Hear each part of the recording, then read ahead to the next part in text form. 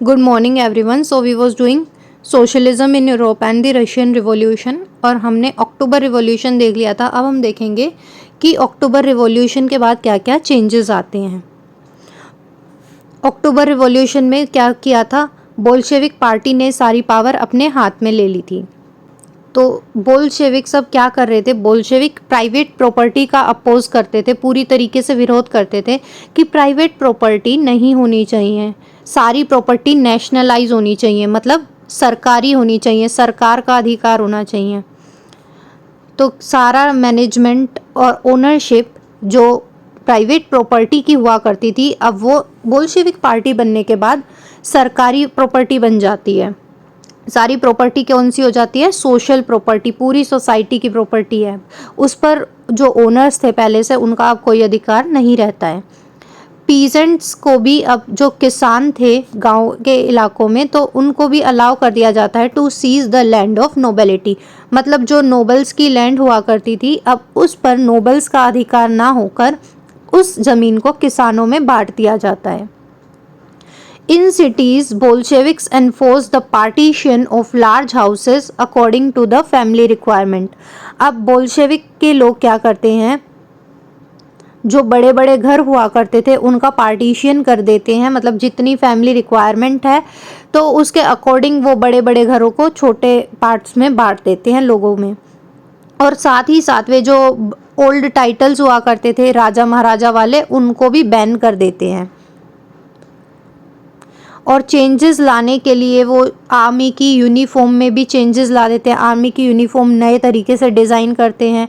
Soviet hat लाए थे वे एक कंपटीशन करवा के 1918 में. तो उन्होंने एक सोवियत हैट चुनी थी बिडोनोव का नाम की. ये जो हैट है सोवियत हैट, ये चूज़ करते हैं वे 1918 के एक कंपटीशन के थ्रू. तो इन्होंने अब ड्रेसिंग जो थी आर्मी की वो भी चेंज कर दी थी. अब बोल्शेविक पार्टी का भी नाम बदलकर रशियन कम्युनिस्ट पार्टी कर दिया था.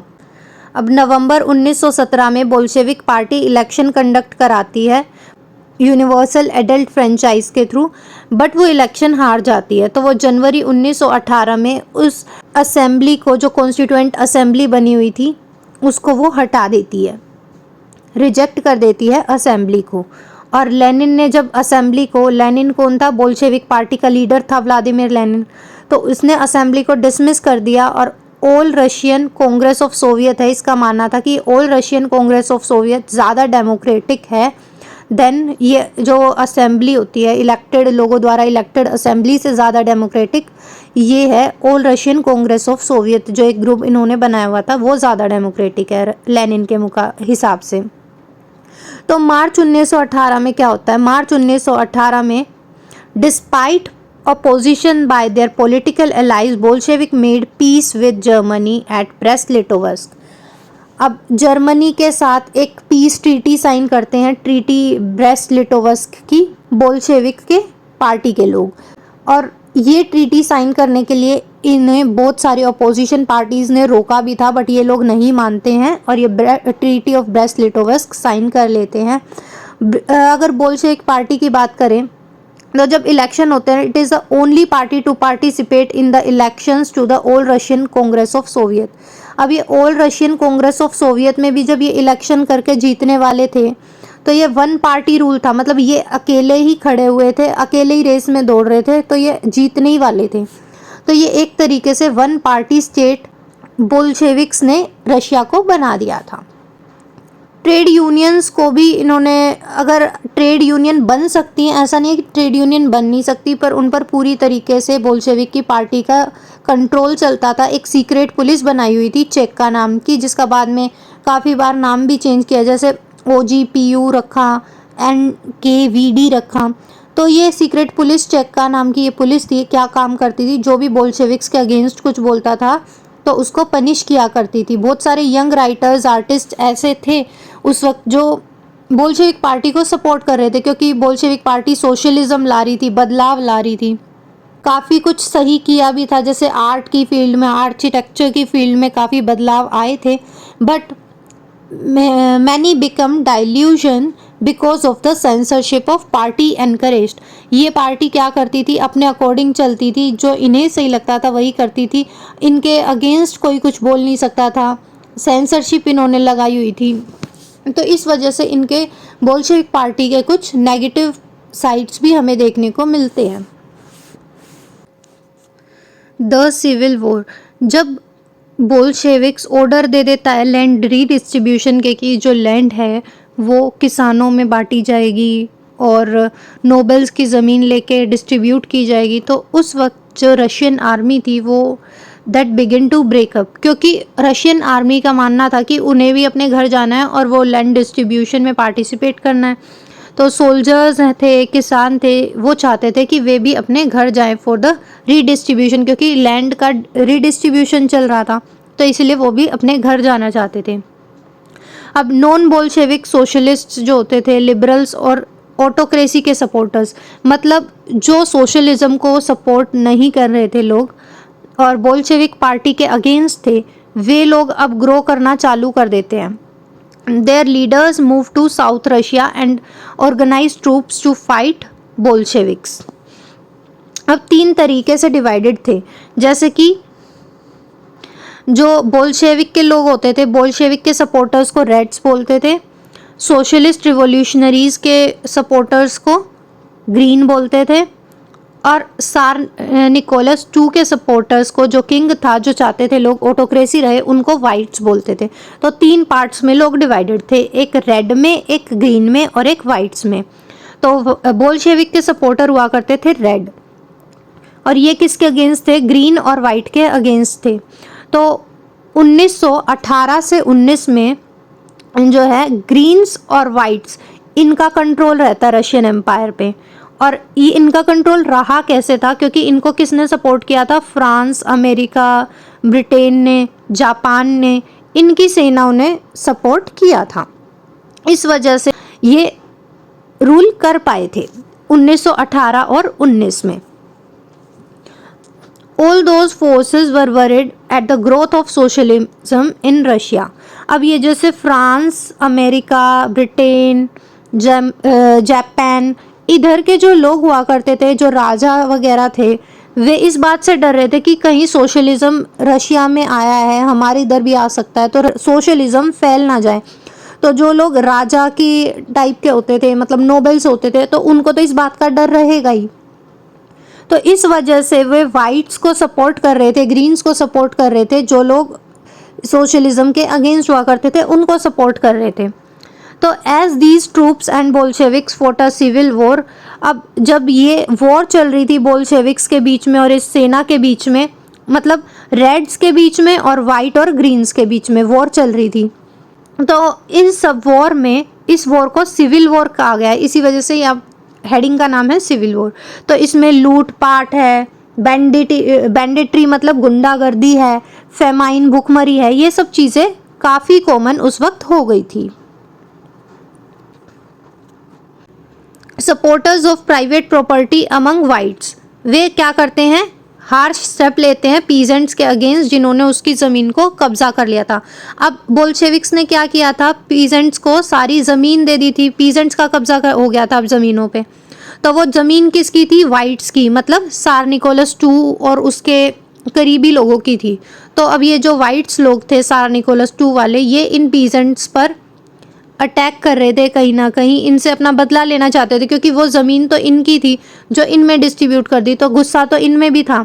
इन एक्शंस के कारण, ये सब जो लड़ाई झगड़े चले, इनके कारण ही नॉन बोल्शेविक्स ने अपना एक बहुत पॉपुलर सपोर्ट जो इनको था वो खो दिया। और जनवरी 1920 आते आते बोल्शेविक्स ने वापस से रशियन एम्पायर पे अपना कंट्रोल पा लिया। हमने देखा था कि 1918 और 19 में रहा था वाइट्स और ग्रीन्स का कंट्रोल, और 20 आते आते, जनवरी आते आते 20 की, वो कंट्रोल वापस से बोल्शेविक्स ने अपने पास ले लिया था। अब बोल्शेविक्स को ये सपोर्ट ऐसे ही नहीं मिला था, मतलब कंट्रोल ऐसे ही नहीं मिला था, इन्हें सपोर्ट किया था नॉन रशियन नेशनलिस्ट और मुस्लिम जेडिडिस्ट ने इन सब चीज़ों में। और cooperation did not work where Russian colonies themselves turned Bolshevik. कुछ रशियन कॉलोनीज ऐसी भी थी जो खुद ही में बोल्शेविक में टर्न हो गई थी, बोल्शेविक का सपोर्ट कर रही थी।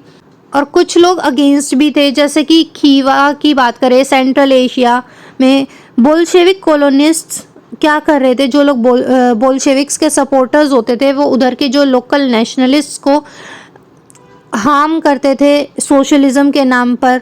एंड इन सब के कारण लोग काफ़ी कंफ्यूज थे कि बोल्शेविक गवर्नमेंट कैसी है, ये सही से काम कर भी रही है या नहीं कर रही है। Partly to remedy this, most known Russian nationalists were given political autonomy in the USSR। ये USSR क्या है? सोवियत यूनियन, मतलब ये बहुत सारी स्टेट्स मिलकर पूरा रशिया बना है, तो इस वजह से ये USSR लिखा गया है। USSR भी बोलते हैं हम रशिया को, सोवियत यूनियन होता था पहले।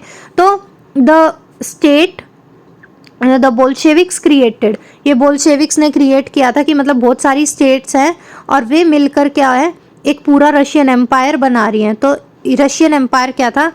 एक सोवियत का यूनियन था, बहुत सारी सोवियत्स हैं उनका एक ग्रुप, तो सोवियत यूनियन USSR। अब जो नॉन रशियन नेशनलिटी वाले लोग हुआ करते थे, मतलब जो रशिया के नहीं थे, तो उनको पॉलिटिकल ऑटोनॉमी दी गई थी USSR में। एंड USSR क्या है, हमने देखा कि एक स्टेट द बोल्शेविक्स ने क्रिएट की थी from the Russian empire in December 1992। USSR कब इस्टेब्लिश हुआ था? 1922 में, दिसंबर में। किसने किया था? बोल्शेविक ने किया था। But since this was combined with unpopular policies, इसमें काफ़ी सारी पॉलिसीज बोल्शेविक ने लाई थी जो लोगों को काफ़ी पसंद नहीं आ रही थी। जैसे कि ये डिस्करेज कर रहा था नोमैडिज्म को। नोमैडिज्म क्या होता है? जो लोग एक जगह पे नहीं रहते, एक जगह से दूसरी जगह पर जाते हैं अपने काम के लिए, that move from one place to another to earn their living. जो लोग एक जगह पे नहीं रहते ना, एक जगह से दूसरी जगह पर घूमते फिरते हैं, तो उनको नोमैड्स कहते हैं, जो एक पर्टिकुलर प्लेस पर जिनका घर नहीं होता। तो ये नोमैडिज्म को डिस्करेज करता था और काफ़ी सारी ऐसी चीज़ें थी जिसकी वजह से ये पार्टी पूरे तरीके से सक्सेसफुल नहीं थी।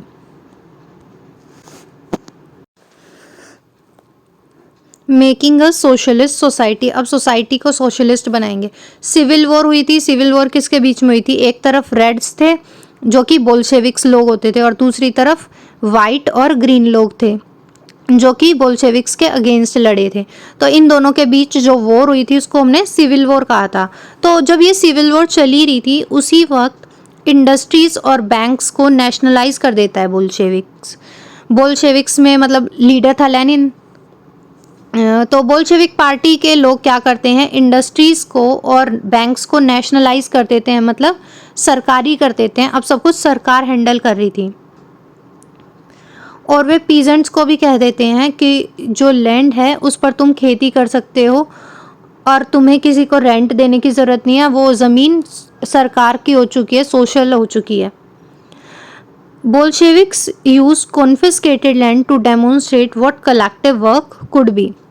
बोल्शेविक्स उस कब्जाई हुई, कॉन्फिस्केटेड मतलब कब्जाना, तो उस कब्जाई हुई ज़मीन पर जो उन्होंने नोबल्स और क्लर्जी की ज़मीन कब्जाई थी उसका वे क्या करते थे, उस पर वो कलेक्टिव वर्क करते थे, इकट्ठा काम करते थे और उससे जो प्रॉफिट आता था वो डिस्ट्रीब्यूट लोग कर लेते थे work peasants. The process of centralised planning was introduce. जैसे हमारे इधर भी 5 years प्लान बनते रहे, तो उसी तरीके से रशिया में भी सेंट्रलाइज्ड प्लानिंग शुरू की गई थी। पहली प्लानिंग ये हुई थी 1927 में। तो official asserted how the economy could work. ये 5 साल की एक 5 year पीरियड के लिए एक प्लानिंग की जाती थी जिसमें ये देखा जाता था कि अगले 5 साल में हम अपनी कंट्री को इम्प्रूव करने के लिए, अपनी इंडस्ट्रीज़ की ग्रोथ करने के लिए क्या करने वाले हैं, अपने देश के लिए क्या प्लान्स बनाने वाले हैं। तो the government fix all prices to promote industrial growth during the first 2 plans। पहले 2 plans जो बने थे, पहले 2 बार जो प्लान बने उसमें इंडस्ट्रीज़ की ग्रोथ के लिए काफ़ी कुछ किया गया था। जैसे कि हमने देखा था कि 1927 में पहली बार प्लान बना, तो ये पहला 5 साल का प्लान और ये दूसरा 5 साल का प्लान। तो इन दोनों में इंडस्ट्रीज़ के लिए काफ़ी कुछ बदलाव हमने देखने को मिला। Centralised planning led to economic growth. अब जब पूरे देश के लिए, पूरे रशियन एम्पायर के लिए प्लानिंग की जा रही है तो उससे इकोनॉमी तो ग्रो होगी, GDP ग्रो होगी, देश विकास करेगा। इंडस्ट्रियल प्रोडक्शन बढ़ गया था। जब इंडस्ट्रीज़ के लिए काम किया तो इंडस्ट्रियल प्रोडक्शन काफ़ी ज़्यादा बढ़ गया। 100% 100% तक की इंक्रीमेंट प्रोडक्शन में देखने को मिलता है। In case of oil, coal and steel, तो ऑयल इंडस्ट्रीज़ थी, कोल इंडस्ट्री और स्टील इंडस्ट्रीज़ में 100% का इंक्रीमेंट हमें देखने को मिलता है। नई फैक्ट्री सिटीज़ बन रही थी कंट्री के अंदर। बट इन सब चीज़ों के कारण, इतनी सारी इंडस्ट्रीज़ है, इतना काम है, तो वर्कर्स की जो कंडीशन थी वो काफ़ी पुअर हो गई थी। मैग्नेटोगर्क नाम की एक सिटी है, वहाँ पर मतलब स्टील प्लांट बनता है, एक स्टील की फैक्ट्री बनती है, 3 साल में कंप्लीट हो जाती है। वर्कर्स की कंडीशन बहुत ज़्यादा ख़राब थी, ग्रिम थी। मतलब अगर एक तो -40 डिग्री में भी वे काम कर रहे हैं सर्दियों में, और ऊपर से अगर उन्हें वॉशरूम भी आ गया अगर, तो उन्हें 4 मंजिल उतर के और 1-2 गली छोड़ के जाना पड़ता था। इतनी मतलब काफ़ी दिक्कत उन्हें फेस करनी पड़ती थी, वॉशरूम फैसिलिटीज़ तक नहीं थी। तो N extended schooling system develop किया। धीरे धीरे अब चेंजेस आ रहे थे 5 ईयर प्लान्स के साथ, तो स्कूलिंग डेवलप कर रही थी, यूनिवर्सिटीज़ बनाई थी कि जो फैक्ट्री वर्कर्स होते हैं, पीजेंट्स होते हैं, उनको एजुकेटेड होना भी ज़रूरी है। Creches were establish in factories for the children of women workers. Women workers के बच्चों को संभालने के लिए जो एरिया होता है वो इस्टेब्लिश किया। पब्लिक हेल्थ फैसिलिटीज़, अब हेल्थ भी तो उन लोगों की देखनी ज़रूरी है जो काम करने आ रहे हैं। उनकी हेल्थ ख़राब हो जाएगी तो वो अच्छे से काम ही नहीं कर पाएंगे, तो इसलिए उनकी हेल्थ का ध्यान रखना भी सरकार ने ज़रूरी समझा। और काफ़ी सारे लोगों के लिए क्वार्टर्स बनवाए, मतलब जैसे वर्कर्स जो रहते थे वो रहेंगे कहाँ, जहाँ वो काम कर रहे हैं उसी जगह पे वे रहा करते थे, तो उनके लिए मॉडल लिविंग क्वार्टर्स बनवाए, घर बनवाए। And the effect of all this was uneven though since government resources were limited. Government के रिसोर्सेज लिमिटेड थे, इसीलिए धीरे धीरे ही चेंजेस आ पा रहे थे। बिल्कुल ऐसा नहीं कि एकदम से ही सब कुछ चेंज हो जाएगा। स्टेलिनिज्म एंड कलेक्टिवाइजेशन, अब जब ये 5 इयर्स प्लान चलने लग गए थे तो उस टाइम पर अगर हम देखें तो काफ़ी सारे डिज़ास्टर्स हमें देखने को मिले थे कलेक्टिवाइजेशन ऑफ एग्रीकल्चर में। तो जब 5 इयर्स प्लान में ये डिसाइड किया कि कलेक्टिवाइजेशन होगा, लेनिन की डेथ हो गई थी, उसके बाद स्टालिन ने सारी कमान संभाली थी बोल्शेविक्स पार्टी की। तो इसने क्या किया, इसने कलेक्टिवाइजेशन पे काम किया, मतलब सब लोग इकट्ठा मिलकर खेती करेंगे। एक ये होता है कलेक्टिवाइजेशन ऑफ एग्रीकल्चर, पर इसका जो रिजल्ट था वो एक बिल्कुल डिजास्टर आया था। 1927 से 28 के बीच में क्या होता है, the towns in Soviet Russia were facing an acute problem of grain supplies.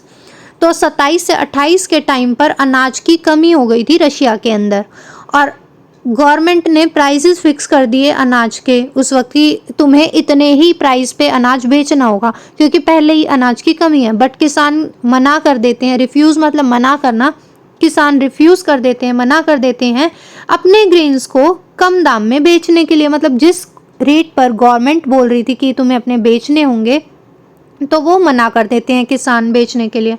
Stalin जो कि पार्टी का लीडर था, हेड बन चुका था लेनिन की डेथ के बाद, वो इमरजेंसी लगा देता है कि मतलब उसका कहना था कि ये जो अमीर किसान है, अमीर कुछ किसानों को कुल्लक्स बोलते थे, ठीक है, अमीर किसानों को क्या बोलते थे, कुल्लक्स। तो उसका मानना था स्टालिन का कि ये जो अमीर किसान है और बड़े बड़े व्यापारी गांव के आसपास हैं, ये बहुत सारे स्टॉक अपने पास इकट्ठा रख रहे हैं, स्पेक्यूलेशन कर रहे हैं, मतलब कि जब प्राइस बढ़ेंगे अनाज की कमी में तब ये बेचेंगे। तो ये क्या करता है, स्टालिन जाकर उन पर रेड मार देता है कुल्लक्स पे, मतलब अमीर किसान जो हुआ करते थे उन पर अटैक कर देता है, उनके ग्रेन्स लूट लेता है, कलेक्ट कर लेता है ज़बरदस्ती।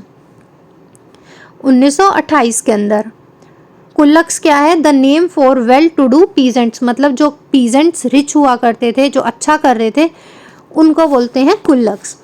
जैसे जैसे ये स्टालिन ने देखा कि शॉर्टेज तो बढ़ती जा रही है अनाज की, तो ये डिसीजन लेता है कि हम कलेक्टिवाइज फार्मिंग करेंगे, मतलब सब लोगों के जितने भी खेत हैं उन सबको इकट्ठा करके और तब उसमें खेती करेंगे।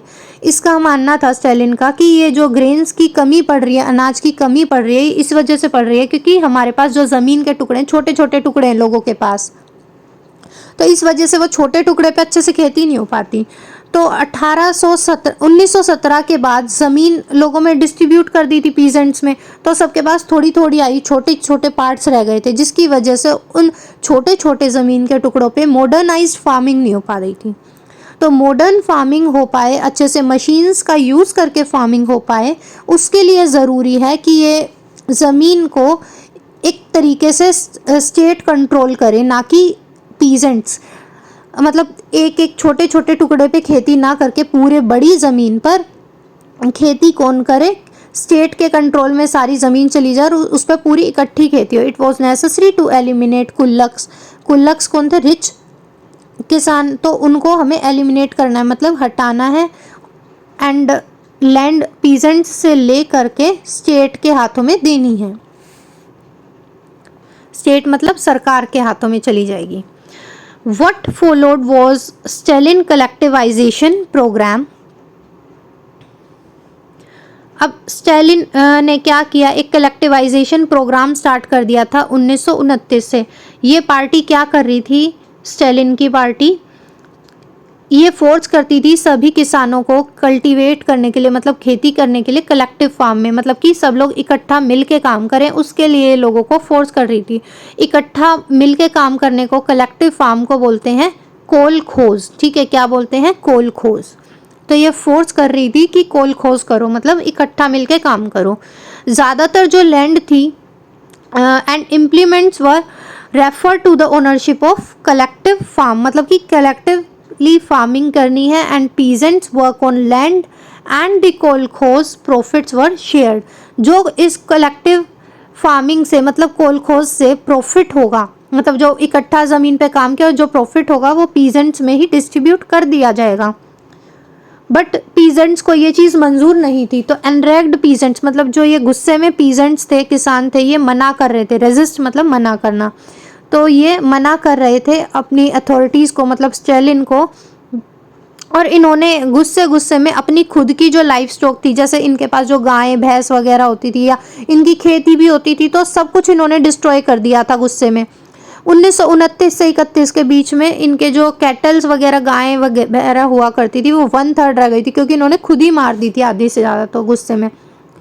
दो who resisted collectivisation were severely punished. जो लोग कलेक्टिवाइजेशन नहीं करते थे उसको स्टालिन पनिशमेंट देता था, उनको डिपोर्ट कर देता था, एक्साइल कर देता था, मतलब देश निकाला दे देता था। As they resisted collectivisation, peasants argued that they were not rich. किसान कहते थे ना ही तो वे अमीर हैं और ना ही वे सोशलिज्म के अगेंस्ट हैं, वे सिर्फ इतना चाहते हैं कि कलेक्टिवाइजेशन फार्मिंग ना हो। उनके खुद के काफ़ी सारे कारण थे जो वो ये चाह रहे थे कि कलेक्टिव फार्मिंग ना हो, हम अपने अपने खेत में इंडिपेंडेंटली काम करें। बट कुछ लोग जो इंडिपेंडेंटली काम करते भी थे, बहुत कम कर पाते थे स्टालिन के अंडर, और अगर कुछ कर भी रहे थे तो उनको बहुत ही अनसिम्पैथेटिकली ट्रीट किया जाता था, बहुत ही बुरे तरीके से ट्रीट किया जाता था। ये कलेक्टिवाइजेशन का प्रोग्राम स्टालिन ले तो आया था, पर इससे कोई फ़ायदा देखने को नहीं मिला। 1930 से 33 के बीच में काफ़ी सारी फेमाइन देखने को मिली थी, मतलब भुखमरी देखने को मिली, जिसके कारण 4 मिलियन लोग, मतलब 40 लाख लोगों की डेथ हो गई थी 1930 से 33 में, जबकि कलेक्टिवाइजेशन चल रहा था तब भी। अब काफ़ी सारी उसी की पार्टी के ही लोग, विद इन द पार्टी जो लोग थे, वो स्टालिन को क्रिटिसाइज़ कर रहे थे कि ये जो उसने इस प्लान्ड इकोनॉमी के अंदर, इकोनॉमी में ये प्लानिंग की है कि कलेक्टिवाइजेशन फार्मिंग होनी चाहिए, ये गलत है। बट जो इसको अपोज कर रहे थे स्टालिन को, तो उनका रिप्लाई स्टालिन और स्टालिन के सपोर्टर्स जो उसको सिंपैथाइज करते थे, मतलब उसके सपोर्टर्स हुआ करते थे, वो किस तरीके से देते हैं इसका reply? They charge these critics with conspiracy against socialism. जो भी स्टालिन के अगेंस्ट आवाज़ उठाता था, तो स्टालिन और उसके सपोर्टर्स उन लोगों को कहते थे कि तुम लोग तो सोशलिज्म के अगेंस्ट हो।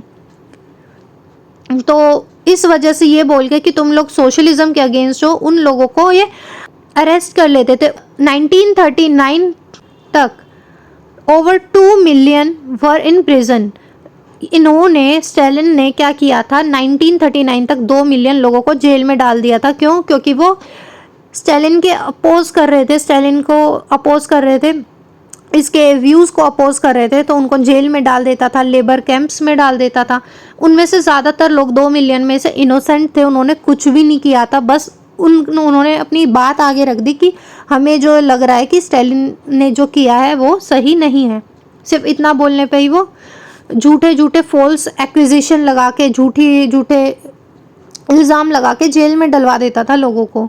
उनमें से काफ़ी सारे लोग जो जेल में थे, उनमें से काफ़ी सारे तो काफ़ी टैलेंटेड प्रोफेशनल्स भी थे, बट स्टालिन किसी की नहीं सुनता था। The global influence of the Russian revolution and USSR. अब जितनी भी एग्जिस्टिंग सोशलिस्ट पार्टीज़ थी यूरोप के अंदर, वे पूरी तरीके से बोल्शेविक्स का सपोर्ट तो नहीं कर रही थी। मतलब पूरा यूरोप ऐसा नहीं था कि बोल्शेविक पार्टी को सपोर्ट कर रहा था, उनके एक्शंस को अप्रूव कर रहा था, ऐसा नहीं था। बट काफ़ी कुछ इनके पॉजिटिव पॉइंट्स लोगों को शुरू में देखने को मिलते थे, जिस कारण से काफ़ी अलग अलग कंट्रीज़ में भी कम्युनिस्ट पार्टीज़ बनी। जैसे कि कम्युनिस्ट पार्टी बनी थी ग्रेट ब्रिटेन में, इंग्लैंड में, ठीक है।